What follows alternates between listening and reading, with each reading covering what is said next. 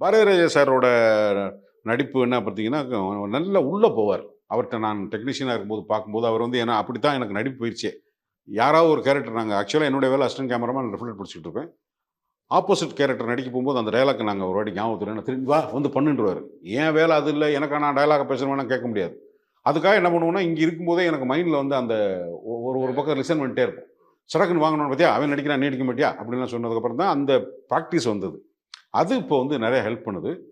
எங்க சில சமயங்கள்ல என்ன அ ஆ, இல்ல, இப்போ இந்த 2, 3 டயலாக் இருக்கு. அது வந்து எங்கேயாவது என்னை மீறி வந்துரும். அந்த துணை வந்து உட்காந்துரும். ஆமா. சில டைரக்டர்ஸ் நோ, நோ, நோ நீ எழுதுறத மாத்திரம் தான் பேசுன்னுவாங்க. சிலர் வந்து டப்பிங்ல அவாய்ட் பண்ணிக்கலாம். ஏன்னா, அப்போ அதுக்கு நான் கான்சன்ட்ரேட் பண்ணும்போது இந்த ஒரிஜினல் டயலாக் மிஸ் ஆகும். அத அந்த இடத்துக்கு தகுந்த மாரி மாத்திப்போம். லென்த் வரும்போது இந்த மாரி சில என்னோட ரெகுலரான யூசுவலா நான் பேசும்போது எனக்கு ஒரு சில துணை வேர்டு இருக்கும்.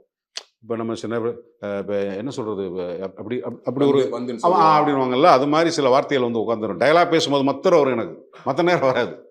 அது மாரி இடங்கள்ல டிஸ்டர்ப் ஆகும். மத்தபடி நமக்கு மொழி தாய்மொழி தானே. அதனால அது தொந்தரவா தெரியல.